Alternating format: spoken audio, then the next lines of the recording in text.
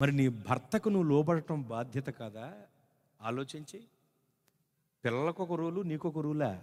భర్తకు లోబడటం బానిసత్వం కాదు, అది బాధ్యత. ఖచ్చితంగా భర్తకు లోబడాలి భార్య. అలాగే భార్య కూడా భర్తను ప్రేమించాలి, అమితంగా ప్రేమించాలి. ఇక వేరొక వ్యక్తి వైపు చూడకుండా, వేరొక ఆలోచన బుర్రలోకి రానివ్వకుండా ఖచ్చితంగా ఒకరిని ఒకరు గాఢంగా ప్రేమించుకోవాలి. మీరు ఎంత ప్రేమించుకోవాలంటే ఇక చెప్పుడు మాటలు మీ మధ్యలోనికి ప్రవేశించకూడదు, ఇక మూడవ వ్యక్తి మీ మధ్యలోనికి ప్రవేశించకూడదు, ఏ అపవాది గాలులు మీ మధ్యలోనికి ప్రవేశించకుండా భార్యగా ఉన్న నీవు భర్తను అమితంగా ప్రేమించాలి. ఎందుకంటే దేవుని తరువాత నీకు నీ భర్తే అయి ఉండాలి.